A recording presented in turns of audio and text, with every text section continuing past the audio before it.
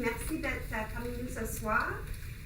L'événement va plus ou moins se dérouler en français. Par exemple, si vous avez des questions en anglais, c'est certain qu'ils sont les bienvenus. Donc, c'est vraiment à soyez à l'aise. J'aimerais ça commencer par reconnaître l'Université Concordia est située en territoire autochtone, lequel n'a jamais été cédé. Je reconnais que nous reconnaissons la nation Ganyuk-Gwe-Ha-Ga comme gardienne des terres et des eaux sur lesquelles nous réussissons ce soir. Donc, merci beaucoup pour votre présence ce soir. Ça va être une discussion interactive. Puis moi j'ai très hâte à la discussion. Pour ceux et celles qui ne connaissent pas bien le Forum des politiques publiques, on est un think tank, on est basé à Ottawa, on est non partisan, puis on travaille avec différents partenaires du secteur privé, du secteur public, des organismes à but non lucratif, ainsi que les universités et les collèges, afin de promouvoir le bon dialogue puis le développement de politique publique. Cette initiative ce soir, c'est une initiative avec le gouvernement du Canada en termes d'encourager la démocratie en ligne. Donc, c'est un partenariat qui va très bien. On était à Halifax et à Vancouver la semaine passée, puis les discussions étaient fort intéressantes. Nous avons très hâte à la discussion de ce soir. À Vancouver la semaine passée, vous avez parlé sur l'économie d'attention et comment l'attention peut être piratée par les plateformes numériques. Puis à Halifax, les deepfakes et les médias synthétiques. Comment on ne peut pas croire tout ce qu'on voit en ligne. Donc, c'était très intéressant. Donc, ce soir, on va avoir des paroles d'introduction de Philippe d'Element AI, suivies d'une discussion un peu à nous deux, afin de demander beaucoup de questions. Puis certainement, il va y avoir beaucoup de temps pour des questions en venant de l'auditoire. Donc, préparez vos idées, on a hâte à vous entendre. C'est certain qu'on a une visiographe ce soir, donc si jamais vous n'êtes pas à l'aise peut-être sur la vidéo, veuillez passer à notre vidéographe. Mais en général, on va avoir une copie vidéo, puis on va utiliser des extraits de ce soir par après. Merci beaucoup à nos partenaires, à l'Université Concordia d'être l'autre ce soir. Merci Joanne, merci Dave, je sais pas, merci Dave. En tout cas, et Philippe aussi de l'Université Concordia, c'est un des membres du Forum des politiques publiques et un grand partenaire de nous. Donc, merci beaucoup pour leur implication. Element AI et toute l'équipe, c'est vraiment un grand plaisir de travailler avec vous. Puis on a hâte à vous connaître plus. C'est certain une compagnie qui est en train de grandir très vite. Et puis, c'est vraiment, ils font partie intègre de l'écosystème d'intelligence artificielle qui existe ici à Montréal. Donc, c'est quand même impressionnant. Ils ont une équipe de plus que 500 personnes, 5 bureaux sur 3 continents. Puis c'est certain que c'est chez eux ici à Montréal. Donc, merci à nos partenaires, le gouvernement du Canada, Global Public Affairs, AI Media, surtout, et merci à Alejandro qui prend la vidéo. Donc, je vais commencer en vous présentant M. Baudouin. Philippe Baudouin a cofondé Element AI, où il est maintenant vice-président de la recherche et du développement. Il a occupé le poste de développeur senior chez Google et le fondateur de 3 sociétés, donc ArcBest. Il a une maîtrise, une PhD, un doctorat. Il a fait des études post-doc en sciences de l'informatique. Ses recherches portaient sur le contrôle des bipèdes, l'apprentissage automatique et la simulation physique. Aujourd'hui, il poursuit sa passion pour l'intelligence artificielle dans le but ambitieux de s'attaquer à des problèmes difficiles et fondamentaux afin de créer un monde meilleur pour nous tous. Dans ses temps libres, il aime inventer des nouveaux jeux de société, le genre de jeu dans lequel on peut encore battre les robots. Donc, joignez-moi à accueillir Philippe face sur la scène. Donc, on va parler de nouvelles technologies, intelligence artificielle, algorithmes. J'ai pensé que c'était peut-être une bonne idée de parler un peu de c'est quoi un algorithme dans le contexte des réseaux sociaux qui nous intéressent particulièrement aujourd'hui. Donc, essentiellement, un algorithme ou une intelligence artificielle dans un réseau social, ce que ça va faire, c'est que ça va détecter des patterns, des patrons, des trucs qui se répètent, et ça va les amplifier. Donc, ça veut dire généralement que si un algorithme comme ça détecte qu'une publication a beaucoup de likes ou est repartagée souvent, son importance va croître. et elle risque d'être présentée plus souvent. Surtout si ça se produit dans votre voisinage. C'est-à-dire que vos amis, si les personnes que vous suivez sur Twitter ou à 2 niveaux de vous ont tendance à faire ça, l'algorithme va reconnaître ça comme un patron et il va augmenter la présence de cette publication-là dans votre fil de nouvelles à vous. Donc, c'est assez compliqué comment ça fonctionne derrière. C'est vraiment comme un ensemble de règles qui détectent automatiquement ces patrons-là. Mais ça peut être très puissant. Ça peut détecter des choses parfois qui ne nous apparaîtraient pas comme évidentes, mais qui sont apparentes pour la machine. Maintenant, d'une part, c'est la façon dont les algorithmes fonctionnent. J'aimerais aussi regarder un peu la façon dont nous, on fonctionne quand on utilise des réseaux sociaux. Donc, poser la question, quel comportement on adopte sur ces plateformes-là? Et un framework que j'aime bien pour réfléchir à la question, ça a été proposé par un auteur qui s'appelle Daniel Kahneman dans un livre qui s'appelle Thinking Fast and Slow. Je ne sais pas si vous l'avez lu, je ne connais pas le titre en français. C'est un très bon livre. Il propose un modèle basé sur 2 systèmes de comportement, si on veut, ou 2 systèmes de réflexion. Le premier, qui appelle le système 1, c'est un système qu'on utilise de manière très intuitive. Il relève peut-être un peu plus du réflexe, qui relève plus de l'émotion. C'est le genre de système qu'on va utiliser très, très rapidement quand ça ne demande pas beaucoup d'efforts à utiliser. Historiquement, il y avait certains textes qui faisaient référence à ça comme étant notre cerveau reptilien, hein, lizard brain. Puis d'autre part, on a un système 2, un système de réflexion qu'on est capable d'utiliser quand on se pose un peu, quand on commence à se demander pourquoi on fait les choses, qui on est. C'est là que notre perception de nous-mêmes est ancrée, c'est là que nos aspirations sont ancrées dans ce système-là. Et on est tous capables d'y avoir accès, de réfléchir à qui on souhaiterait devenir, les choses qu'on souhaite changer chez nous. Une meilleure façon de s'informer, par exemple, ça peut faire partie de ça. Maintenant, dans les réseaux sociaux, dans notre utilisation quotidienne de la technologie, ce que ces nouvelles technologies-là essaient de faire, c'est généralement de nous garder engagés, de nous faire utiliser la technologie plus longtemps. Ce que ça veut dire, c'est qu'il faut réduire la quantité d'efforts requis pour l'utilisateur quand il est sur ces plateformes. Et ces efforts-là sont corrélés avec le système qu'on utilise. Le système 1, c'est sans effort. Okay? On regarde une vidéo de chat, on trouve ça cute, ça n'a pas demandé beaucoup d'efforts, on clique sur like, on passe au prochain. D'autre part, des réflexions plus poussées, ça demande beaucoup d'efforts, et puis si on passe notre temps à réfléchir quand on est sur Facebook, on va se tanner, on va passer à d'autres choses. Donc, on a vraiment une tendance, un glissement dans les technologies qu'on utilise vers le système 1. On en abuse aujourd'hui, on est vraiment beaucoup plus, nos interactions avec l'ordinateur tendent à être au niveau des comportements qui relèvent du réflexe. Quand on combine les 2 trucs dont je viens de parler, d'une part, une technologie qui est bonne pour reconnaître les patterns, et d'autre part, des utilisateurs qui ont tendance à se fier plus sur leur système 1, ça donne une combinaison un peu explosive. C'est-à-dire qu'on va se ramasser dans une situation qui va faire en sorte que nos comportements, nos réflexes ont tendance à correspondre à ce qui nous plaît déjà, ce qui ressemble à nos valeurs actuelles, ce qui n'a pas d'effort. Et après ça, on a une intelligence artificielle derrière, un algorithme un peu bébête, qui regarde ça, qui trouve des patterns, puis dit cette personne-là aime les vidéos de chat, on va mettre plus de vidéos de chat. Cette personne-là aime les opinions libérales, on va mettre plus d'opinions libérales. Aime les opinions républicaines, on va mettre plus d'opinions républicaines. Et on se retrouve rapidement dans une espèce de cycle qui crée ce qu'on a appelé les chambres d'écho, echo chambers en anglais.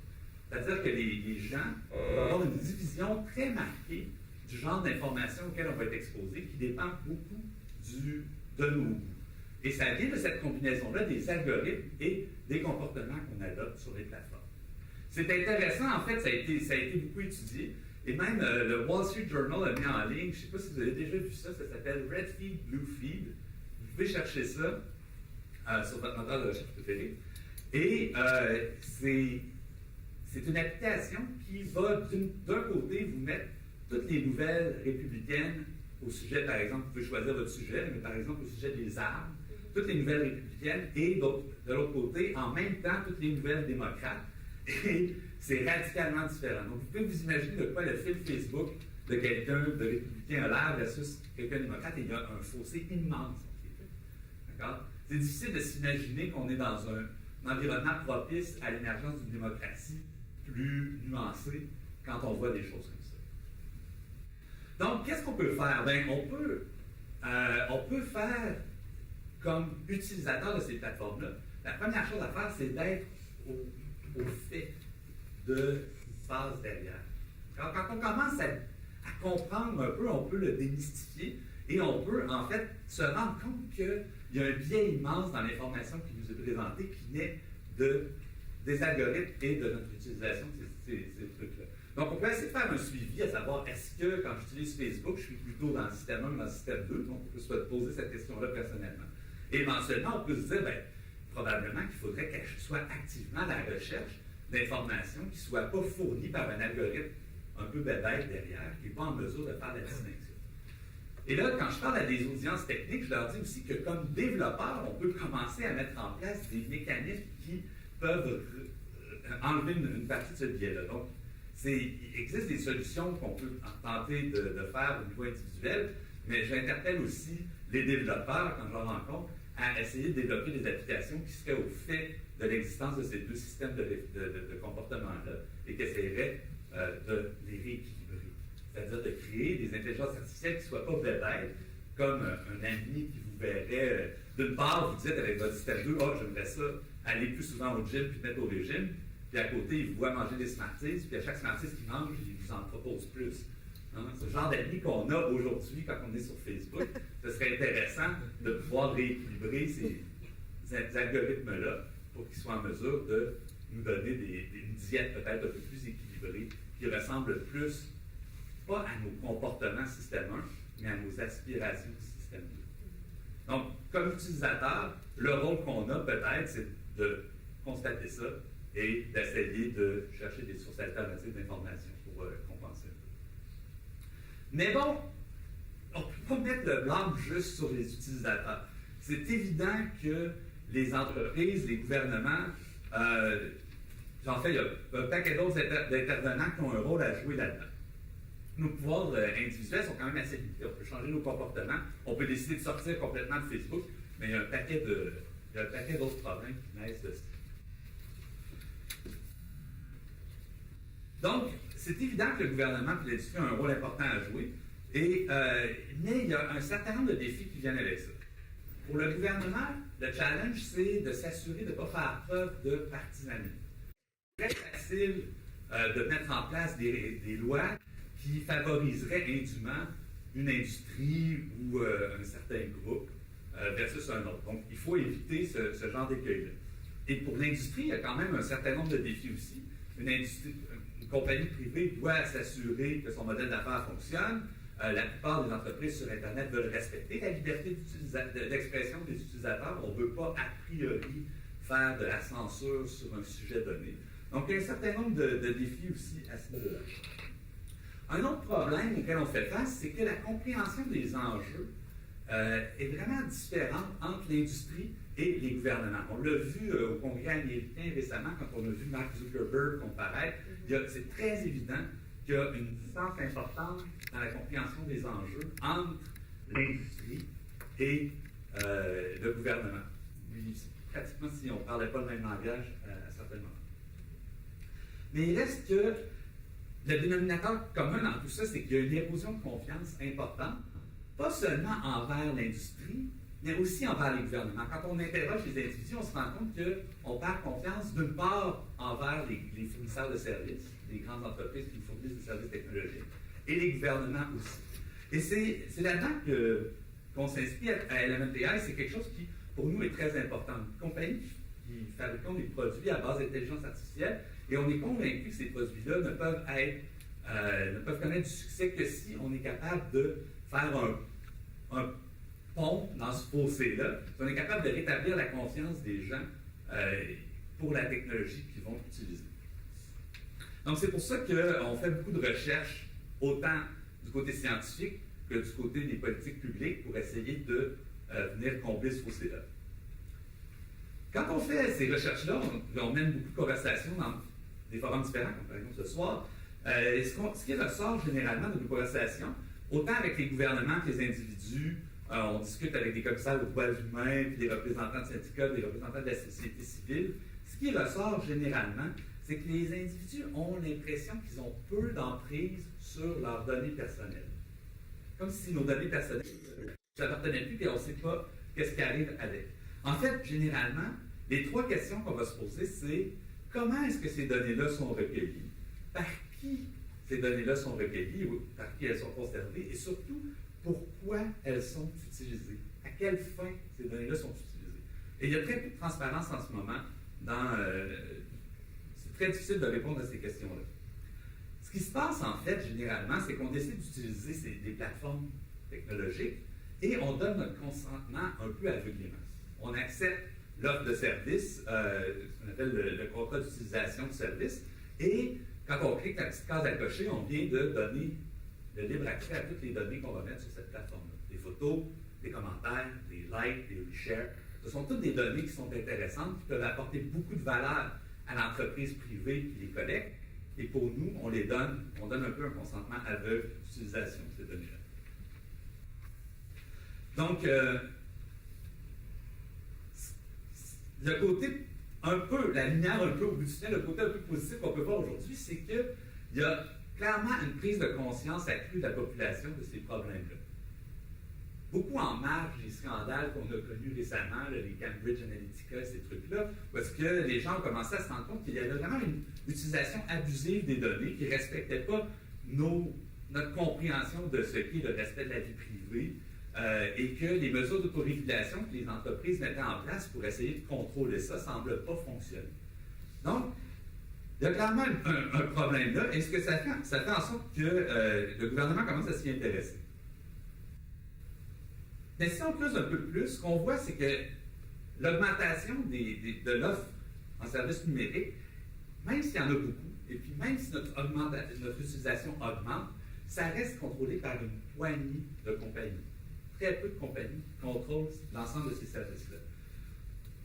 Et ce que ça fait, c'est que, en fait, c'est ça. Et ces compagnies-là vont collecter les données de manière un peu douteuse. On ne comprend pas toujours comment cette collecte-là est faite.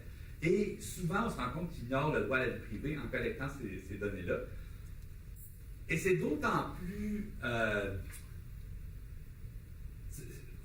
c'est un problème qui est d'autant plus grand que parfois, on se rend compte que les compagnies vont tenter d'éviter la surveillance et la réglementation gouvernementale à ce sujet-là. Donc, on ne pense pas qu'on est prêt de s'en sortir si on laisse toute la régulation, l'autorégulation entre les mains des entreprises qui collectent ces données-là. En fait, il y a eu une sortie récente de la démocrate Elizabeth Warren, je ne sais pas si vous l'avez vu, qui proposait de mettre fin au monopole des géants d'Internet en grande partie parce que le pouvoir qu'ils peuvent acquérir à partir des données semble très important. Petit clin d'œil, mais cette nouvelle-là a même été temporairement bloquée par Facebook, c'est pour ça que vous ne l'avez pas vu. Donc, cette combinaison-là de l'intérêt du public et puis de l'augmentation, en fait, la réduction du nombre de sociétés qui contrôlent les données fait en sorte que le gouvernement se penche de plus en plus sur la question. Puis même le gouvernement fédéral est assez proactif là-dedans. Et le mois dernier, ils ont annoncé un certain nombre de mesures, autant en termes de protocole, d'éducation civique, de cybersécurité et de collaboration avec les compagnies de technologie pour essayer de commencer à circonscrire et peut-être un peu régler le problème. Mais ces approches-là, c'est clairement pas une panacée. Il reste un certain nombre de problèmes et d'approches qui doivent être développées pour augmenter la transparence et surtout l'impression qu'on a plus de contrôle sur les données. Un modèle qui commence à flotter un peu, dont on commence à entendre parler, c'est un modèle qui s'appelle les fiducies de données. C'est un nouveau modèle de gouvernance de données qui essaie de redonner plus de contrôle à l'utilisateur plutôt qu'à un nombre restreint d'entreprises. Donc, essentiellement, ça naît encore une fois de l'érosion de la confiance du public pour les entreprises qui collectent nos données. Le problème de cette érosion de confiance-là, c'est que ça menace. C'est sûr qu'on peut dire qu'on sort tous de Facebook, mais si on arrête de collecter des données, le risque, c'est que ça menace le bien public lui-même. Parce que c'est clair que ces données-là peuvent servir la société, peuvent nous aider à créer une société meilleure pour tous, qui va dans la direction qu'on souhaite avoir. Par exemple, si on comprend mieux la pollution, mais on pourrait peut-être avoir des politiques environnementales plus adaptées. Donc, clairement, les données sont utiles. Mais si elles sont dans les mains d'un nombre restreint d'entreprises, on a un problème. Donc, les fiducies de données, c'est essentiellement un mode de gouvernance original et nouveau qui nous permet à la fois de garder plus de contrôle sur les données, mais aussi de les utiliser à des fins peut-être de recherche ou des fins qui seraient positives pour nous. En décembre dernier, chez nous, à LMNPI, on a tenu un atelier où est-ce qu'on a regroupé 35 experts internationaux, autant des représentants du gouvernement, des représentants de la société civile, des ONG, des chercheurs universitaires, pour traiter de la question des fiducies de données. Et aujourd'hui, on vient de publier un livre blanc à ce sujet-là. Si vous êtes intéressé, il y a plus de détails à l'intérieur de ça. Et ce qu'on propose essentiellement, c'est un modèle de gestion par une tierce partie, pas par une des grosses entreprises, donc à distance raisonnable. Une tierce partie qui serait en charge fiduciaire des données qu'il y aurait à l'intérieur de cette fiducie de données-là. Et son objectif, ce serait d'utiliser les données pour le bien commun d'une manière qui serait responsable et surtout qui serait alignée avec les désirs d'une population. Donc, en conclusion, pour revenir sur les deux thèmes abordés, essentiellement, notre responsabilité personnelle, puis ce qu'on peut faire personnellement, donc être conscient des biais qui existent dans ces systèmes-là, comprendre un peu d'où ces biais-là viennent, la combinaison, encore une fois, de la nature des algorithmes et des comportements qu'on adopte, et à la suite de ça, de chercher des manières peut-être alternatives de s'informer pour s'assurer qu'on retire ces biais-là. Mais non, de ne pas oublier l'importance et le rôle que les gouvernements peuvent jouer là-dedans et que surtout l'entreprise privée doit jouer là-dedans. En fait, pour l'entreprise privée, ce qui est important en ce moment dans l'immédiat, c'est de s'assurer qu'on demande plus d'explications, plus de transparence et plus de collaboration quand on parle d'utilisation et de collecte des données utilisateurs pour s'assurer qu'elles sont utilisées d'une manière qui corresponde à nos valeurs. Merci beaucoup.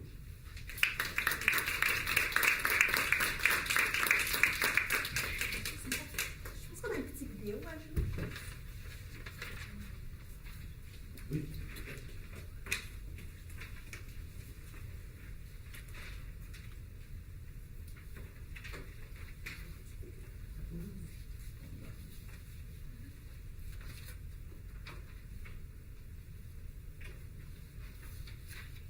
Your social media feed decides what you read and watch. Social media companies create a profile of you by tracking what you look at, like, and comment on. They use this data to figure out how to show you more of what you like, so you'll stay longer on their platforms. Web browsers do much the same thing based on what you search for. It's all done using algorithms, which are like complex recipes or to-do lists for a computer. But algorithms designed to give you only more of what you like can pose a problem for democracies like Canada's. If we consume only what matches our opinions and interests, we may end up in an echo chamber that tells only one side of the story, making it difficult to cast a vote based on trusted information and comparing different points of view. With Canadians getting so much information from social media, it's never been more important to understand the hidden forces like algorithms that can shape and distort our reality.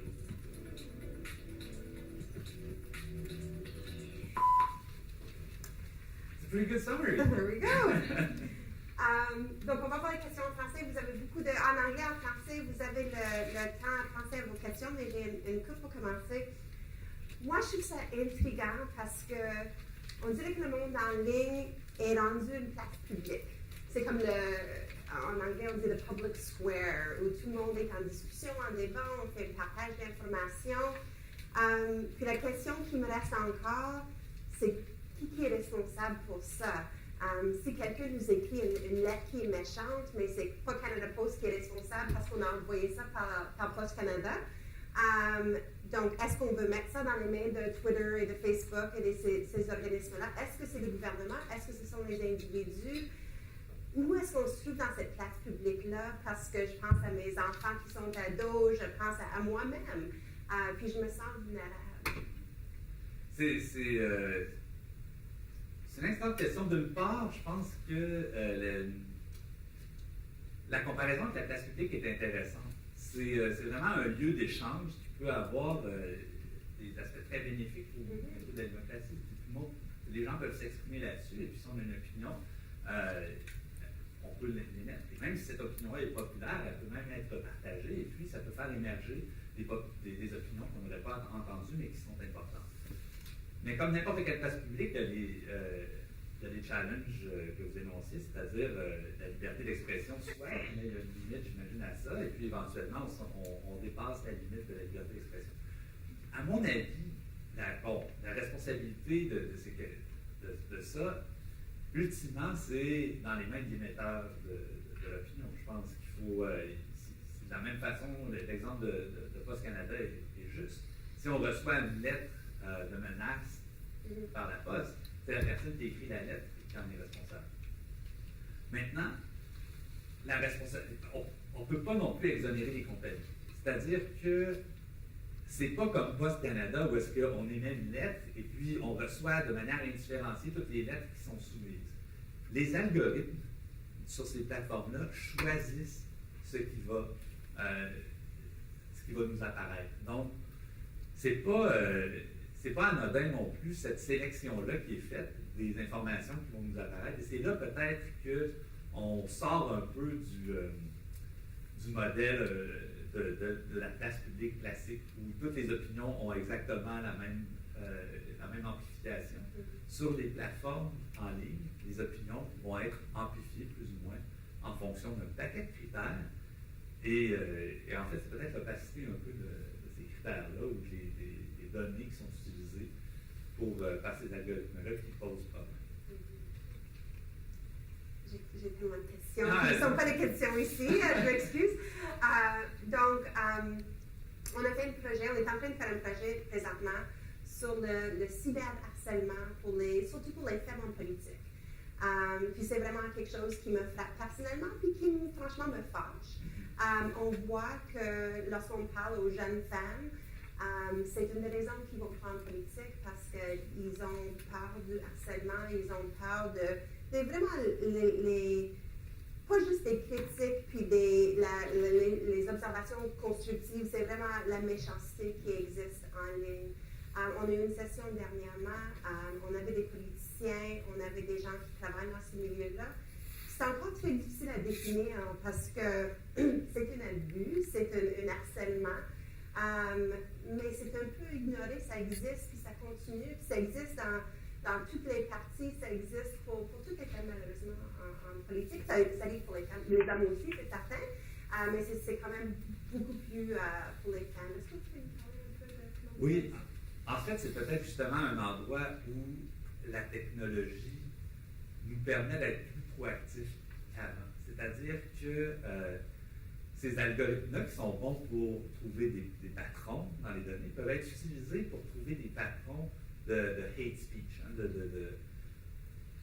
ne trouve pas le terme français, mais on peut les utiliser à cette fin-là. Et je pense qu'on peut, d'une certaine façon, tenir ou en tout cas encourager les entreprises à utiliser les algorithmes qu'ils développent à des fins d'amélioration de la qualité du discours public. Dans le cas du harcèlement pour les femmes, c'est très présent, ça a été souligné à maintes reprises, pour les femmes en politique et en journalisme. Et d'ailleurs, on a collaboré chez la MNTI avec Amnesty International, où ils avaient relevé le problème, et on a travaillé sur un projet qui s'appelle Troll Patrol, et on a nous mis au point une intelligence artificielle qui est en mesure de trouver ces patrons-là. Donc, à partir de tweets qui sont publiés sur Internet, identifier en essayant de comprendre le texte qui a été écrit, si c'était un texte qui était de nature de harcèlement ou qui était un texte qui était anodin. Et on a eu des statistiques assez impressionnantes. Donc, on peut voir vraiment que la qualité du discours public, en fait, il y a beaucoup de harcèlement envers les femmes en ce moment sur la plateforme Twitter, grâce à ça. Et ça a créé beaucoup de remous. Et Twitter, en fait, s'est dit, ben, peut-être que nous-mêmes, on pourrait faire plus d'efforts pour essayer d'identifier ces trucs-là. Maintenant, une fois qu'ils sont identifiés, qu'est-ce qu'on fait avec ça? Donc là, c'est plus une question de liberté d'expression, c'est évident. Mais au moins, on peut faire un effort dans ce sens-là. Et une femme qui déciderait, ben moi, je veux bloquer tous les tweets qui sont de nature harcèlement, etc., ben, on pourrait peut-être le faire à travers une plateforme comme Twitter. Mais c'est clair qu'on peut faire beaucoup plus d'efforts pour utiliser les algorithmes qu'on développe à des fins d'amélioration du discours. Vous avez parlé des echo chambers. Puis l'autre terme que tu utilises beaucoup, c'est les filter bubbles. C'est quoi la différence? Oh mon Dieu! C'est assez similaire, ultimement. Echo chamber, c'est vraiment les informations qu'on émet deviennent des patrons qui sont saisis par les algorithmes, qui vont matcher des patrons similaires et nous donner les mêmes trucs. Filter bubble, c'est en fait, ça a un effet similaire qu'on est exposé à ces informations qui nous ressemblent, mais ça vient plutôt du fait qu'on va filtrer les informations en rejetant les gens qui ne nous ressemblent pas, puis en acceptant les gens qui nous ressemblent. Donc, ça vient d'un mécanisme de filtrage. Mais ultimement, aujourd'hui, je vous dirais que les plateformes sont rendues tellement complexes que les deux problèmes sont rendus conjoints. On ne peut pas vraiment dire, ah, cette information-là me parvient à cause des filter bubbles, cette information-là me parvient à cause des echo chambers. C'est un peu la même problématique parce que derrière, on a un algorithme de plus en plus complexe qui va prendre un paquet d'informations en considération, autant quels gens sont proches de nous que quel comportement on adopte quand on lit différentes formes de nouvelles. Et ben, le résultat, c'est, moi j'appelle ça les echo chambers, mais le résultat, c'est qu'on est exposé à des informations qui sont très biaisées et qui ont tendance à ressembler aux opinions qu'on a déjà et à ne pas représenter le full picture. Donc, moi, j'étais une personne je suis allée à une party pour les élections américaines. Je suis rentrée là très enthousiaste, puis il n'y avait aucune chance que Trump soit élu. J'étais en mode de party. En suivant mes médias sociaux, j'étais certaine qu'on était correct. Puis c'était pas mal un changement d'événement ce soir-là. Puis moi, je vis dans le monde de politique publique, je lis beaucoup, je pensais que j'étais branchée. Et puis, j'ai été pas mal bouleversée à la fin de la soirée parce que j'ai réalisé que j'étais complètement dans une de ces bulles qui existent. Donc, on entre en élection fédérale, ça s'en vient à grands pas. On va tous voter ici dans la salle. Comment est-ce qu'on peut assurer qu'on n'est pas mis dans une de ces Ici, je pense que c'est vraiment d'avoir une diète diversifiée d'informations qui peuvent aider. En fait, c'est assez difficile parce que si on va voir quelqu'un qui a un profil radicalement différent du vôtre, puis on va voir son fil Facebook de la même façon, lui, il a eu un party aussi, puis il était content. Mais c'est vraiment comme une bulle complètement différente d'informations qu'il y a. Et la vérité, ou en fait, la meilleure façon de former une opinion informée, c'est quelque part entre les deux. Autant si on reste du côté des informations qui nous sont repartagées sur Facebook ou du fil de nouvelles qu'on a, on va avoir des lunettes roses, puis on va s'imaginer que tout le monde nous ressemble. Autant si on va de l'autre côté, on va avoir des lunettes noires, puis on va avoir l'impression que le monde est tellement différent de nous. La vérité, c'est quelque part entre les deux. Je pense qu'on l'atteint en étant conscient de l'existence de ces echo chambers-là et en se disant, bien, il y a d'autres sources d'informations qui ne sont pas régies par des algorithmes de fil de nouvelles et qui vont peut-être m'exposer à plus de diversité.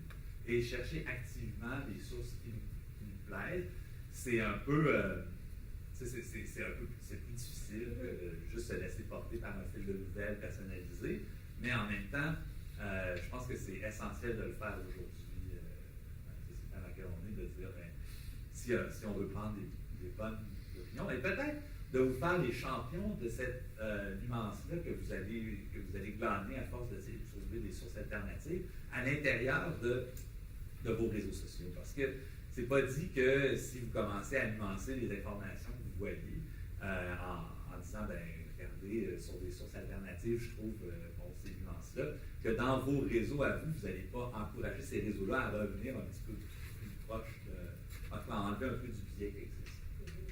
Même dans le langage Facebook, il faut quand même liker une page, donc ça devient difficile de suivre les gens qu'on aime moins, disons. Mais... Le verbe lui-même. Oui. Donc, on a un microphone ici, puis c'était vraiment intéressant. Vous pouvez utiliser le microphone parce qu'on aimerait ça bien entendre vos questions, puis les avoir sur l'enregistrement aussi. Donc, moi, j'ai beaucoup de questions, mais si vous avez des questions, je vous laisse la parole. Si vous pouvez vous présenter au début. Mon nom est Marie Lamette, je travaille à l'Institut montréalais d'études des génocides et des droits de la personne. On fait quelques travaux sur l'intelligence artificielle et les droits de la personne, entre autres les élections et la démocratie. En fait, je lisais une étude aujourd'hui de l'Université de Maryland qui disait que 42, je vais lire en anglais parce que j'ai pris c'est 42% of the people in each, c'est sur les élections américaines et la politique américaine aujourd'hui.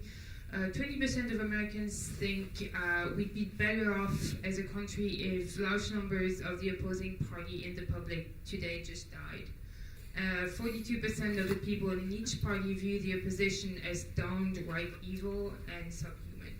Vous pensez que les algorithmes et l'intelligence et tous les réseaux sociaux ont joué à quel point pour que les gens ont des vues aussi radicales, de voir les autres comme vraiment sous-humains? Merci. Super question. Donc, un peu épeurant comme nombre, comme chiffre, c'est certain. En fait, si on vient à la première partie de ma présentation, ce qui a tendance à se passer, c'est que la meilleure... Donc, OK, ce qu'on remarque de plus en plus, c'est que les gens adaptent leur discours sur les plateformes, sur les réseaux sociaux, pour augmenter le nombre de reshares, le nombre de likes, l'engagement, parce que ça devient un petit peu quasiment une currency de dire, bon, ben, je suis capable d'écrire des trucs populaires sur ces réseaux-là. Et le fait que les réseaux maximisent l'engagement et puis qu'ils soient ce soit beaucoup plus efficace d'utiliser le système 1, donc le système émotif, fait en sorte qu'une façon très efficace de générer de l'engagement et d'aller chercher des likes, c'est de triggerer des émotions chez les gens.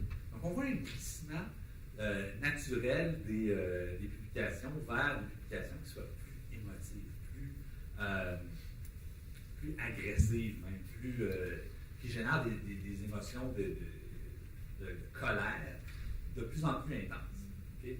Et ça, c'est vraiment un glissement de plus en plus. On voit ça de plus en plus. Ces chiffres-là, je ne pense pas qu'ils vont s'améliorer avec le temps si on ne change pas nos algorithmes pour qu'ils soient capables de reconnaître qu'on n'a pas juste des réactions émotives, on a aussi des aspirations qui vont plus loin que ça.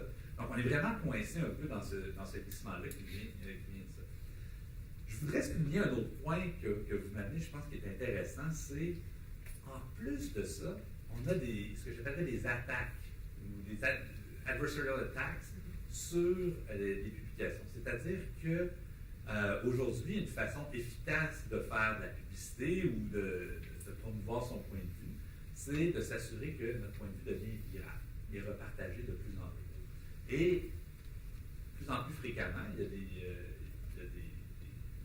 parties intéressées qui vont faire des publications, engineerer des publications, si vous voulez, qui vont augmenter les chances que la publication devienne virale. Et étant donné que la meilleure façon d'avoir des partages, puis des likes, etc., c'est de faire des publications qui génèrent des émotions intenses, ces attaques-là ont tendance à être des attaques qui sont très agréables, des publications qui ont beaucoup de haine, d'agression, etc. Perfect Storm, on se ramasse avec ces deux situations-là, et puis on a des réseaux qui vont créer ces echo chambers-là et qui vont amplifier de plus en plus à l'intérieur de ces echo chambers-là des réactions agressives, nocives. Je pense que il faut, en fait, c'est peut-être la partie, il faut interpeller les entreprises et leur dire la course à l'engagement dans laquelle ils sont engagés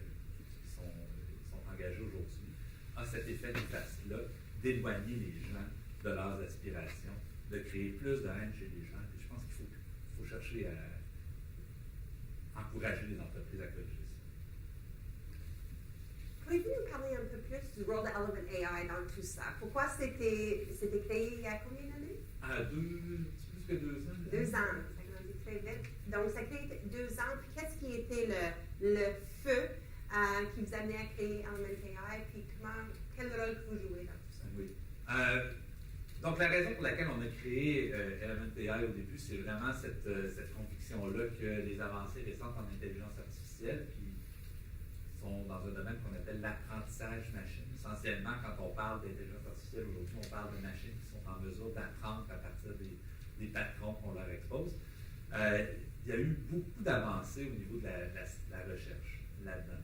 Et nous, on était proche de ça. En fait, Montréal, le Canada en général, c'est un peu un des épicentres importants de la recherche de pointe dans ce domaine-là. Et ce qu'on voyait émerger, moi j'étais chez Google à l'époque, je l'ai vu chez Google, ces technologies-là commençaient à être utilisées de manière vraiment intéressante dans les différents produits de Google à l'interne, mais ça restait pour un engin de recherche, pour un footer. Et notre désir, c'était de prendre ça et de le sortir et de le rendre disponible pour un ensemble beaucoup plus vaste d'industries qui pourrait bénéficier des avancées en apprentissage machine, mais même si on ne parle pas de high-tech, même si on ne parle pas de nouvelles technologies. Donc, on travaille autant en manufacturing, en transport, dans le domaine financier. Donc, on a un certain nombre d'industries dans lesquelles on travaille et on essaie de leur faire bénéficier des avancées de l'apprentissage machine. Puis pour la deuxième partie de la question, pourquoi on participe à des conversations comme ça, c'est un peu... c'est parce que, en fait, pour nous, c'est super important de développer ces produits-là dans un environnement, peut-être un cadre législatif, qui va permettre aux gens d'avoir confiance en les produits qu'on développe. Donc, c'est cette confiance-là pour nous. Si on ne l'a pas, si on n'est pas capable de... En ce moment, on voit une crainte pour les algorithmes, pour l'intelligence artificielle, qui vient beaucoup du fait que, en ce moment, les entreprises qui utilisent vos données personnelles pour l'intelligence artificielle l'utilisent dans un peu le Far West, un cadre législatif qui est très, très limité à la pièce. Donc, on pense que si on veut connaître du succès, il faut encourager le développement d'un cadre législatif qui soit plus propice à l'éclosion d'une confiance entre les individus, les produits qu'on développe, les gouvernements.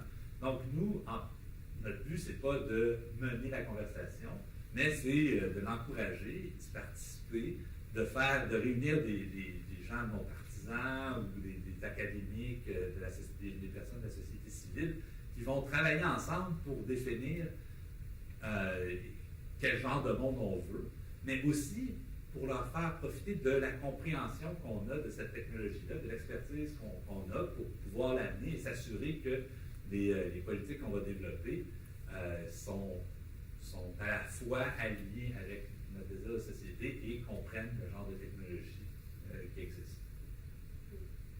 On avait une sous-ministre à une de nos discussions qui a dit on est à 5 ans d'un véhicule autonome, mais on est à 10 ans de développer la politique publique puis les régulations pour comprendre comment on va gérer tout ça. Donc, c'est quoi le rôle des gouvernements et comment est-ce qu'on peut les appuyer? Parce que c'est certain que c'est beaucoup, puis ça change tellement vite.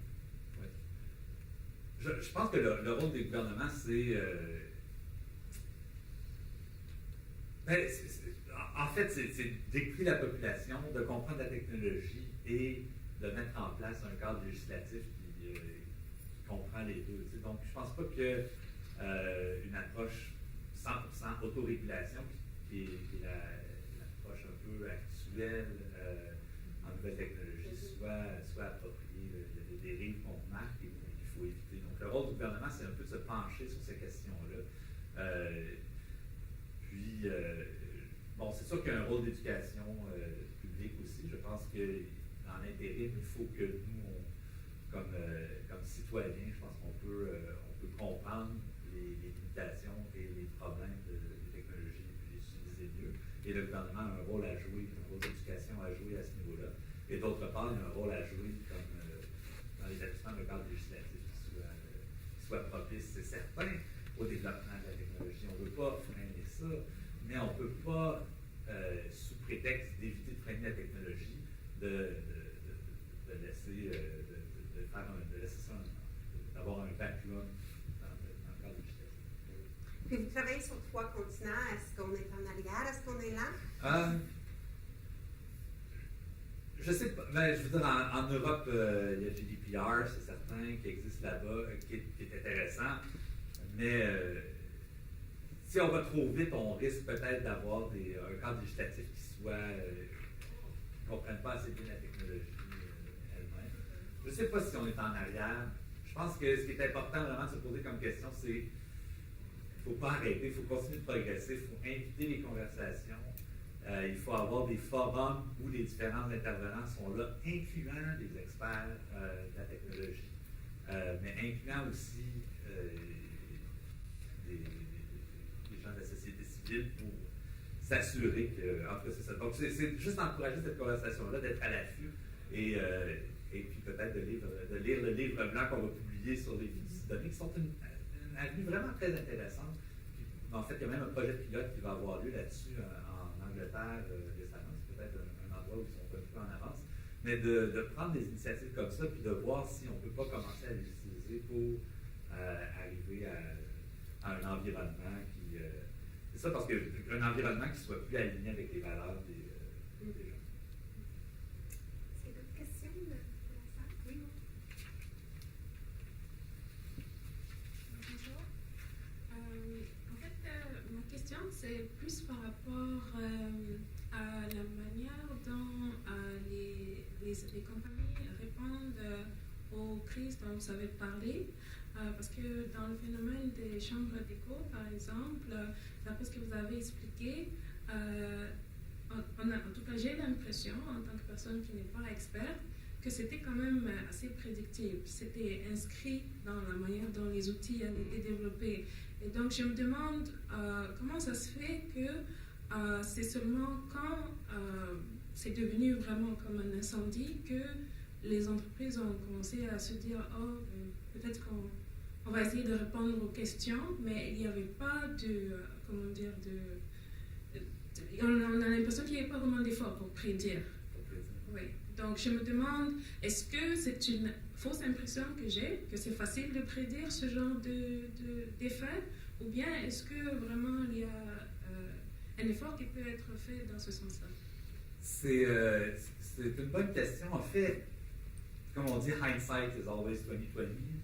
Je ne sais pas à quel point c'est facile de prédire ces effets-là. Je pense que ce qu'on peut faire, par exemple, c'est être plus proactif quand on les voit se dessiner. Ce qui s'est passé ici, c'est, si au tout début des réseaux sociaux, si on s'était dit, ça va créer, si quelqu'un avait fait, je n'ai pas vu cette prédiction-là au début de Facebook, nulle part, qui dit, Facebook va nécessairement mener à des echo chambers. C'est un paquet de raffinements sur l'algorithme de Facebook, dans la façon dont on l'utilise, à travers les années, qui a éventuellement mené à ça. C'était pas facile à prédire dès le début. Et il y a un risque, je pense, à faire des lois ou essayer de prévoir où la technologie va aller, parce qu'on risque de passer beaucoup de temps, par exemple, à essayer de parler de trucs qui ne se produiront jamais. Mais là où on peut être beaucoup, où on peut améliorer, c'est dans notre temps de réponse, je pense. Quand ces phénomènes-là commencent à se produire, si on a des forums où les experts sont présents, puis les gouvernements sont présents, et les personnes affectées, les individus eux-mêmes, les citoyens sont présents, on peut peut-être les attraper beaucoup plus rapidement. Je pense qu'il y a quelques années, on pouvait voir venir ça. C'était en train de se dessiner.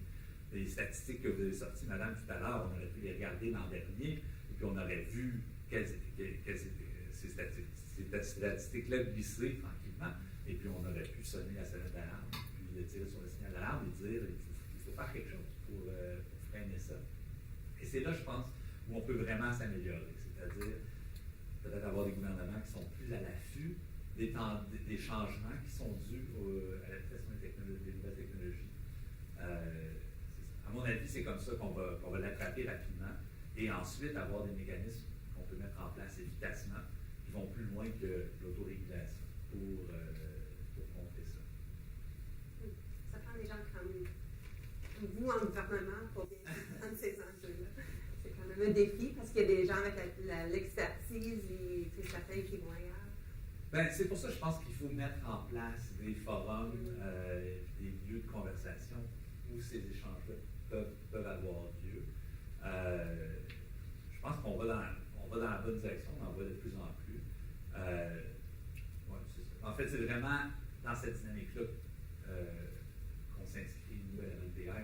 On veut vraiment faire profiter, je pense que c'est dans nos valeurs d'essayer d'utiliser notre expertise pour développer des politiques publiques qui comprennent la technologie. D'autres questions?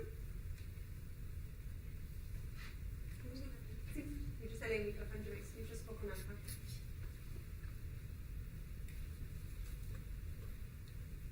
Bonjour, mon nom est Stéphanie. Je travaille en gestion du changement. Et puis, ce que je trouve intéressant avec ce qu'on disait, surtout quand tu disais que les gens donnent leurs données de façon aveuglement, je pense que ce qui est un gros défi là-dedans, c'est qu'on ne sait pas ce qu'on ne sait pas. Alors, tu sais, comme quand on a une nouvelle app, on a ça à lire pour the agreement, puis on fait check. Puis, en tout cas, moi, je ne lis pas ça, puis je pense que la majorité des gens ne lisent pas.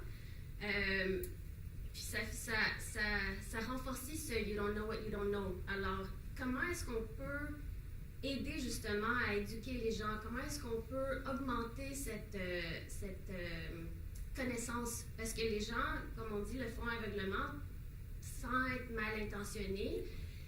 Mais je pense que les gens ne comprennent pas non plus l'impact de.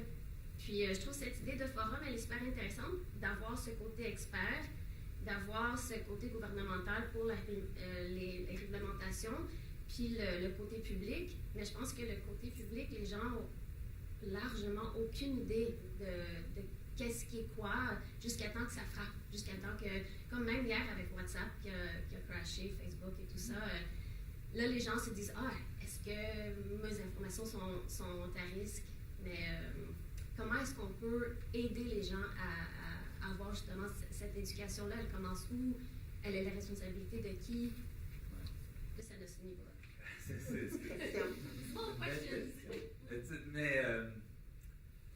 Mais je pense que ça fait partie des mesures que le gouvernement a annoncées, des mécanismes d'éducation civique pour essayer de diffuser ce genre d'informations-là. J'ai pas la silver bullet. J'ai le petit ajout qu'on va mettre dans l'eau qui va faire en sorte que tout le monde va comprendre du jour au lendemain. Mais c'est ça, je pense que c'est en parlant plus. En fait, ces réseaux-là ont quand même quelque chose de positif qui est. Tu sais, on voit des mouvements d'éducation très positifs naître là-dessus. Peut-être que, dans le fond, il faut s'en servir aussi pour s'en prémunir, dans le sens où je pense qu'on peut de plus en plus s'en servir comme plateforme de diffusion d'informations pour dire, écoutez, moi je suis là-dessus, je suis dans une bulle de filtre, je suis dans un echo chamber qui me ressemble, puis j'ai trouvé tel ou tel mécanisme pour essayer d'en sortir, ou je me rends compte que quand je clique là-dessus, je partage mes données, mais ça veut dire que, en contrepartie, Facebook se ramasse avec un treasure trove de données qui leur permet de prendre encore plus d'importance. On peut s'en servir peut-être pour ça. Je ne sais pas c'est quoi la réponse. C'est un ensemble d'éléments qu'il va falloir déployer pour augmenter notre compréhension de ces systèmes. Oui, si vous voulez, Juste un commentaire au sujet des forums aussi, et c'est de la pub pour vous aussi, mais à Concordia, le 5 avril, on va organiser une discussion dans le LB Building, genre sur l'intelligence artificielle et les droits de la personne. Et on va d'ailleurs parler à des gens qui doivent travailler à Amnesty. Donc on parlera de vous et tout, et donc ce sera vraiment une discussion pour que tout le monde vienne parler, et pour que les étudiants viennent parler, et les experts. Donc ce sera vraiment porte ouverte sur l'intelligence artificielle et les droits de la personne. Donc, voilà, c'est ça le genre de forum où Concordia et les autres avec qui vous pouvez venir discuter. Quoi. Merci. Merci. Ça annonce. Oui, il y a une question ici, puis après ça, là. Oui. OK. Je vais juste terminer parce que je participe. Il est sur Eventbrite en passant. Il faut s'inscrire sur Eventbrite. Sylvie Leduc, full disclosure, ça fait 20 ans que Chantilly. Là, moi, ça fait des années que je crie que ces médias sociaux-là. OK. Non, écoute, moi, ça fait longtemps que je dis ça va. It's gonna go back before it gets better. Mais il y a un point que je trouve important, je ne sais pas si vous avez regardé ça. J'ai fait du bénévolat à un moment donné pour Kids Code Jeunesse, pour travailler avec des enfants dans les écoles. Pourquoi? Parce que le ministère de l'Éducation, c'est long de changer le curriculum. Donc, il n'y a pas vraiment de curriculum obligatoire pour commencer une formation académique pour que les enfants travaillent intelligemment avec la technologie. Tu ne donnes pas une tablette à un enfant de 10 ans sans lui dire comment ça marche. Puis comme parent, tu as une responsabilité aussi de le faire. Donc, Kids Code Jeunesse travaille avec des after-school programmes pour essayer d'éduquer les enfants. C'est long, c'est laborieux. Alors, j'amène ça en disant, est-ce que Element AI veut travailler avec les... Parce qu'il faut que ça commence à la base, là. OK? Si l'individu qui utilise la technologie n'est pas formé comme il faut, au même titre qu'il est formé à écrire, compter, faire des maths, parler, puis... OK? On a un problème de cyberdépendance aussi, et ça fait juste... Comment on dit, ça complexifie le problème. OK? Alors, tu as des gens qui sont sur les médias sociaux qui sont là, et tu sais, System One, là, eux autres sont là parce qu'ils sont cyberdépendants. Ils ne sont pas là parce qu'ils veulent apporter du contenu intelligent. Ils sont là parce que c'est rouge, puis ça dit la notification, puis ils répondent. OK? Donc, excusez, je viens méchante, là. Parce que ça crie. Non, écoute, je ne veux pas être méchante, là, mais les fans ont fait des millions avec ça, OK? Et tout le monde le sait. Puis moi, ça fait des années, j'ai travaillé aussi avec Silicon Valley, ça fait des années qu'ils le savent. Mais ils ont arrêté quand là, la lumière est venue, quand la lumière est venue très rouge. Là, ils ont fait on est en train de créer des monstres. On a des cyberdépendants et tout ça, et ça crée ce qu'on a là. Donc, ma question, excusez-moi, c'est est-ce qu'il y a des initiatives de travailler avec le ministère de l'Éducation, le nouveau gouvernement au Québec, avec François Legault, pour dire hey, parce que si on n'arrête pas ça là, it inflates. Okay? Ouais. La cyberdépendance fait en sorte que c'est ça. Et ce sont, la plupart du temps, ce sont les médias sociaux là, qui font la cyberdépendance. Entre autres. Alors voilà. Y a-t-il des liens avec le ministère de l'Éducation? Est-ce que Frédéric veut venir au Je vais présenter ma collègue, Frédéric. Excusez, je vais enflammer. Ah non, je pense qu'on partage le même sentiment. Puis, ce serait juste d'apprendre qu'on a une rencontre avec Kids Code Jeunesse demain. Oui. Puis, une rencontre avec le ministère de l'Éducation dans 2 semaines. Fait que c'est comme ça, on les a assez régulièrement. Puis, je pense que c'est important de faire ce travail-là avec la population adulte, la population de jeunesse également. Parce que les mettre sur le bon pied. Absolument. Absolument. Puis, je pense que je vous encouragerais à aller parler avec la jeune et avec Eline, juste à côté, qui travaille pour Québec Civics Québec. Et puis qui fait ça à longueur de journée. Merci beaucoup. On fait des connexions. Il y a une question ici.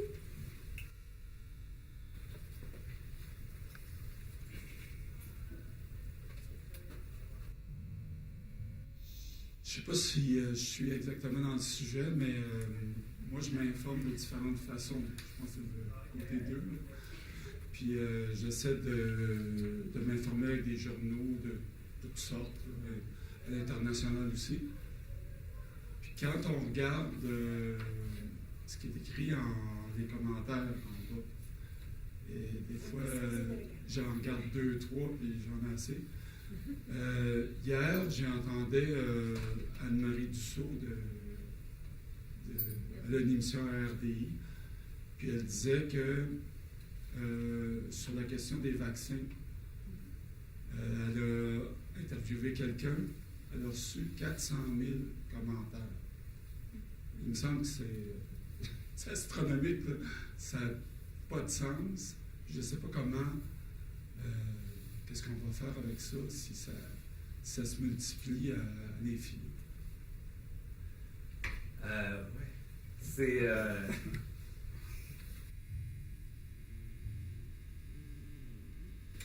Les plateformes de commentaires, c'est aussi intéressant. C'est souvent... au niveau technologique, généralement, les plateformes de commentaires sont moins filtrées. Je ne sais pas si jadis, naguère, nos fils de nouvelles sur les réseaux sociaux, c'est un peu comme ça. Les nouvelles qui apparaissaient en haut, c'est la dernière nouvelle qui avait été postée par quelqu'un tout récemment.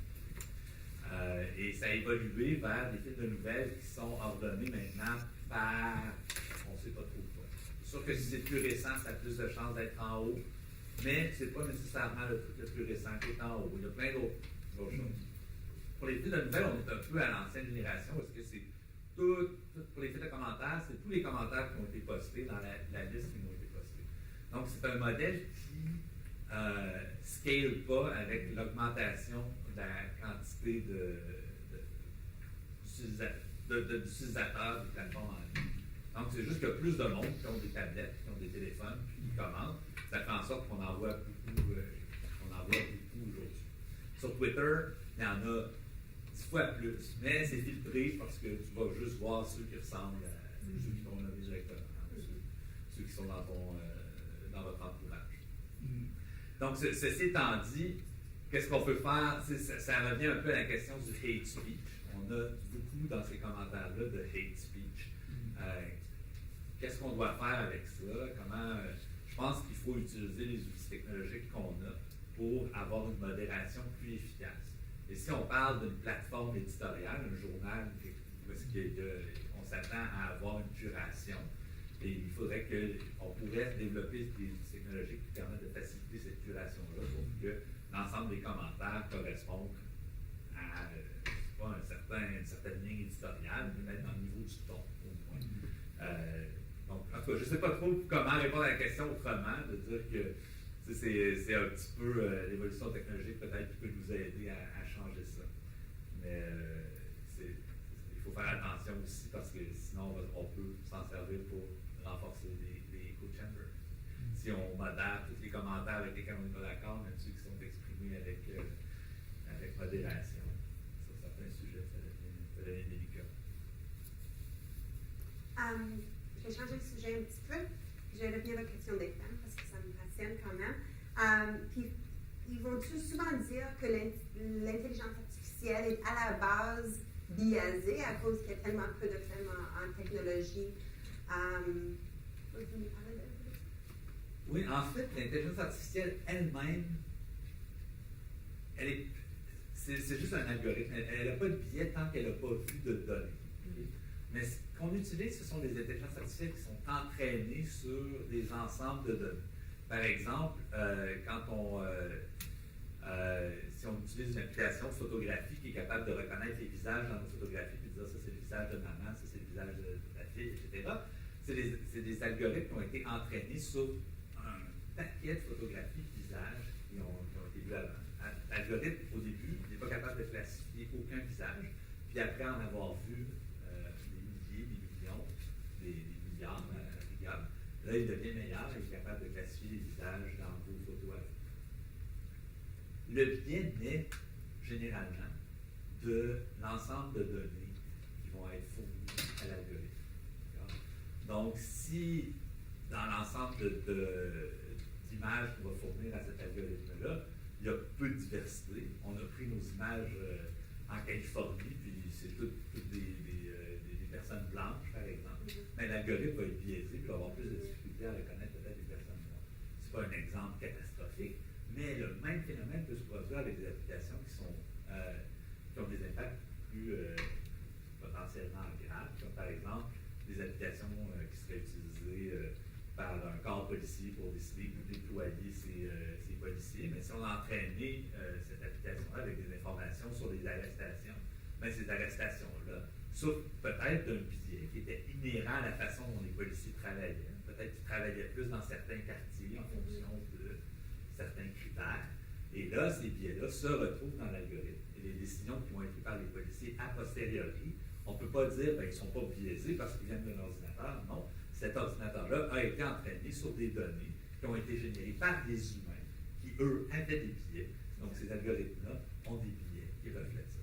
Je pense que c'est important, d'une part, de connaître ça, et d'autre part, de mettre en place des mécanismes qui permettraient d'auditer les systèmes de prise de décision à base d'intelligence artificielle pour s'assurer que ces biais-là sont capables au moins de les pointer, de les identifier, de s'assurer qu'on les enlève, c'est ça, qu'on les contrôle. Il y a un livre très, très intéressant sur le sujet, si ça vous intéresse, qui qui s'appelle Weapons of Math Destruction. C'est écrit par une Américaine, j'ai oublié son nom. Mais c'est très intéressant. Ça va dans les effets pervers de l'entraînement de données sur des informations biaisées qui donnent lieu à des comportements biaisés qui génèrent des données encore plus biaisées. Puis on s'avance encore une fois dans une boucle très, très saine. C'est un peu une question de quelqu'un qui veut un job chez Element AI, qui veut vraiment impressionner Philippe avec une question magnifique. Hi, my name is Anna. I know we were just talking about AI, but I had a conversation regarding algorithms and social media. I was wondering if you think that Facebook has any responsibility to reconsider its current system of algorithms that have demonstrably harmed the social cohesion of, let's say, America, or that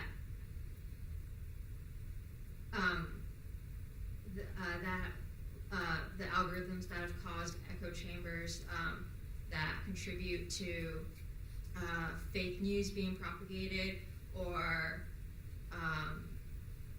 harmful social ideas such as the anti-vax movement. Do you think Facebook has any responsibility to reconfigure their algorithms so as to lessen the impact of echo chambers? So, I'm going to answer your My answer would be Okay. So, I will give you my personal opinion. I think it's less interesting than, this is a question that should be asked. This is a question we should ask ourselves as citizens, right? Do we want a Facebook that creates these issues? Right? And if the answer is no, we should actively start looking for, what do we put in place to try to limit this, to try to force Facebook to change what they do, right? And the answer is not easy. It's not, anything about vaccine is cannot be shared. We can't say that. And it's hard to imagine that the answer would be, let's shut down social media. Right. So the answer is complex. And I don't think even at the technological level, even we have a solution. But I know we could do more. If we care about this, we could do more. At a minimum, we should ask for transparency. We should ask for monitoring tools. We should ask Facebook to publish numbers about, these statistics that we got that are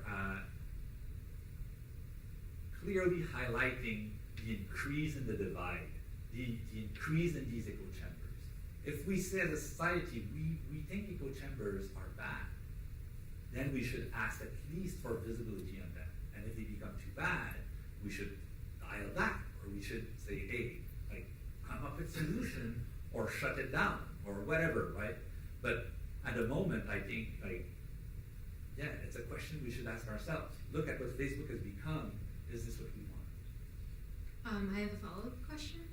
Do you think Facebook or any other social media platform should face any type of legal consequence for knowingly harboring fake news or just dangerous misinformation?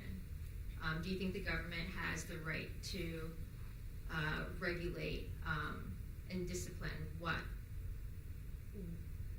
Facebook allows, or what other social media platforms allow on their platforms? Again, I think it's less about my personal opinion. It's more about, it's almost going back to the very first question we had here. Who's responsible for putting this out there, right? And then who's responsible for there's a responsibility for writing it in the first place. There is a responsibility for putting it at the top of a news feed. All of these are complex questions, and we need to, that's why it's not, from a technological perspective, it's complex. Did it? I just want to add to that specific question. Maybe you should speak in the microphone so we can hear you on the tape. Yes, I think that's a very good question, but I think one of the other questions that we need to ask ourselves, and that was brought up by the Daily. So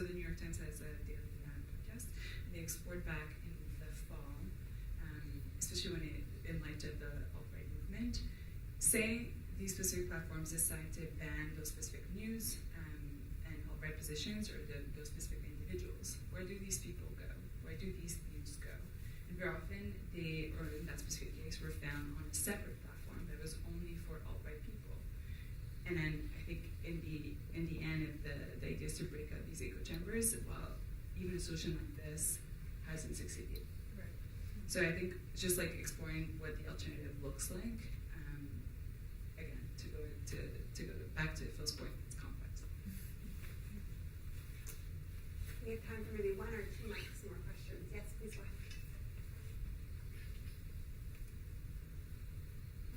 Yes, hi again. I'm sorry I will speak in English this time. No, on peut parler français, c'est bon. I want to speak. Okay. This is my drill. Perfect. So, my is more of a comment. It's about the small comment that you made about sometimes I read about how sometimes artificial intelligence, because of the sample that is shown to the computer, sometimes they have a hard time recognizing certain faces, including black people's faces. And you said, well, you know, if that is the only issue, that's maybe not necessarily a problem. And for me, when I heard that, I thought of like maybe 2 or 3 different situations where it would be an issue, like at an airport. If the machine scanning my face doesn't recognize me, I'm going to be asked, so are you here illegally, or why are you here? And so, I'm just saying this to go back to some of my questions about how to predict issues, because I don't know if this situation has already happened to someone, but I think it's not a big leap to say that if we're going towards systems where the machines are going to be making certain decisions of selections, that this could come up as an issue, and if we're just waiting until the situation actually happens to say, well, now it's a problem, we need to solve it, and we can't get ahead of the issue. To me, that's kind of a problem. I don't know if you're seeing where I'm going with this. I think sometimes there are ways that we can mitigate this type of situation before they actually happen. So, yeah, first of all, you're absolutely right, and thanks for bringing it up. I shouldn't have dismissed it as like, you're absolutely right on this. The other thing is, when I said trying to predict where it will go can be risky, I guess it always depends on how far ahead you're trying to predict. I guess what I had in mind here is trying to regulate something like that is called like artificial general intelligence. Some people are trying to put forward laws that would say, hey, once we have robots that are as intelligent as us, we should have laws to maybe, but this is so far ahead. I would rather we focus on issues that exist right now. That's, I guess, what I was thinking about when I said trying to predict too far ahead has risk. That being said, we shouldn't be too stupid, right? We know we're training things that have biases, and when we do train a new system, there are some biases we can predict and look for before we actually deploy the thing, so that we don't have to wait for the first mistake that the thing does to correct it. Right? For example, if we train a system that could have racial biases, well, we know racial biases could exist in the data. We know these racial biases could be reflected in the behavior of the system. We should look for them ahead of time. Right? And there are a bunch of situations in there, like this one, where we can actually work on the legal framework maybe before we actually deploy the system. So I totally agree with you. I think I was thinking of trying to predict too far ahead in the future. Again, sometimes the future is very, very fast, and we don't know when a lot of things are going to happen. Someone said, we'll have the self-driving car in 5 years. I will ask another researcher who's a very good friend of mine, and he will say we won't have it until 25 years. So it's, this is a difficult thing to predict. Thank you. So could artificial intelligence could essentially, though, remove unconscious bias. Oh my God. Oof, yeah, I don't know. I've heard about like first stages of interviews where you have, robot interviewing to remove any sort of, or to try to at least remove the bias. I don't know. Yeah, it's a good question. I think, I don't know. I'm not going to risk an answer. One final question.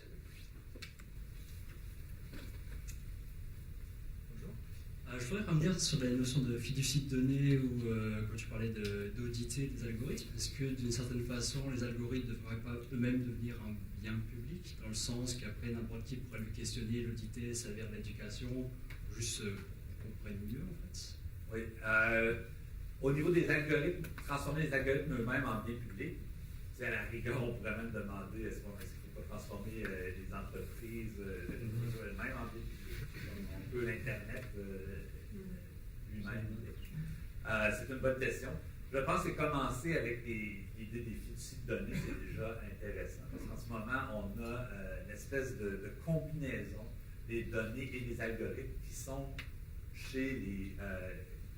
dans les mêmes entités, dans les mêmes organisations. C'est la même organisation qui collecte l'ensemble des données et qui entraîne les algorithmes.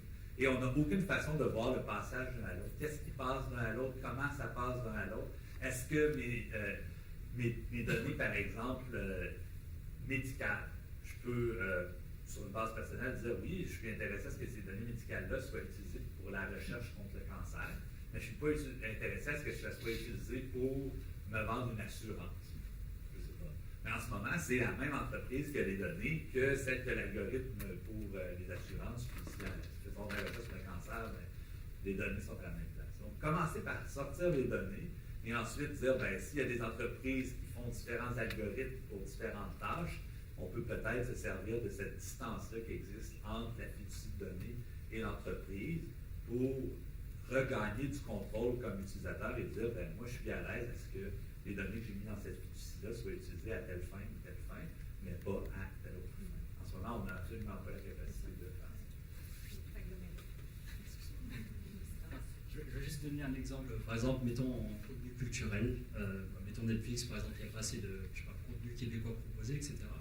Est-ce qu'il y aurait une façon, par exemple, on pourrait avoir un peu de contrôle dans l'algorithme, de dire que je veux absolument un pourcentage de ci ou de ça, de soit nationalité de contenu ou autre chose, mais je pensais plus l'idée, je comprends le principe du contrôle des données, mais plus pour qu'on soit quelque part plus acteurs nous-mêmes dans la façon de comment la donnée après est transformée, utilisée, sans pour autant devenir des programmeurs, tout savoir ce qui se passe là. Et bien sûr, il y a beaucoup de développement propriétaire et autres, mais comment on peut être aussi un peu plus acteur finalement, comme monsieur qui utilise différentes sources de données là. Est-ce que presque entre guillemets, je pourrais, si je caricature, dire que dans mon pourcentage de filtres, je veux du 30% de système 1 et 70% de système 2. Oui. En fait, c'est intéressant parce que quand je fais cette présentation-là à des gens plus techniques, c'est un peu ça, c'est un peu dans cette direction-là que je fais des années, c'est de dire, écoutez, ultimement, vos utilisateurs ne sont pas uniquement, peuvent pas être reflétés uniquement par les comportements qu'ils adoptent. Ils ont des désirs, des aspirations qui vont au-delà de ce qu'on va observer quand on fait juste regarder les clics et les utilisations. Et peut-être qu'il faut commencer à réfléchir au développement d'outils qui permettent à un utilisateur de dire oui, je sais, je clique tout le temps sur des vidéos de chats, mais j'en veux moins quand même. Je sais, je clique tout le temps sur des films américains, mais je veux du contenu québécois. Et ça, c'est là où est-ce qu'on peut commencer à exprimer nos aspirations qui viennent beaucoup plus du système 2 et avoir des algorithmes. Et même par exemple que samedi soir, je fais plus vidéo de chat, mais peut-être pas lundi matin. Exact. En ce moment, l'algorithme se fie 100% sur ton comportement, puis il n'y a rien au-delà de ça où est-ce que toi, tu peux avoir une espèce de boucle de rétroaction qui viendrait d'une réflexion que tu aurais par rapport à ton utilisation. On n'a pas ça. Mais je pense qu'on pourrait effectivement très facilement développer des algorithmes dans cette direction. Donc, on termine où on a commencé avec les M&M lorsqu'on était en régime. C'est ça l'exemple? C'est ça, c'est les M&M en régime. C'est ça. Jamais arrivé. C'est auto-régulé. Oui, c'est ça. Non, c'est fascinant. Merci beaucoup, Philippe. Joignez-moi à le remercier. C'est vraiment conférencier brillant qu'on aimerait voir dans plusieurs modes. Je pourrais le voir comme professeur à l'université, autant comme sous-ministre, autant comme Element AI. Donc, en tout cas, vraiment, on est choué d'être avec toi cet après-midi. C'est vraiment intéressant. J'aimerais ça juste terminer en remerciant nos partenaires, l'Université Concordia. Merci pour l'accueil très chaleureux aujourd'hui. Merci à Element AI pour votre implication et votre travail. Il y a Frédéric, certainement Philippe, mais Frédéric et Adelaide aussi, toute l'équipe qui a contribué à le gouvernement du Canada qui a appuyé ce projet, Global Public Affairs, qui nous a aidé avec les vidéos. AI Media, je n'ai pas pu observer pendant la présentation, est-ce que l'intelligence artificielle a fonctionné? Oui, excellent. Donc, c'est quand même un exemple devant nous. Donc, merci beaucoup à AI Media qui est commanditaire de ces sous-titres-là aujourd'hui. Et aussi à Alejandro, à notre vidéographe, merci beaucoup d'être là parmi nous. Donc, il va y avoir une vidéo de l'événement sur YouTube, il va y avoir des extraits aussi qui vont être disponibles sur les médias sociaux du Forum des politiques publiques. Donc, je vous encourage à nous suivre. Puis vous allez recevoir pas de vidéos de chats, mais beaucoup de bonnes informations en politique publique. Et donc, merci beaucoup de la discussion aujourd'hui. On est très reconnaissants. Merci.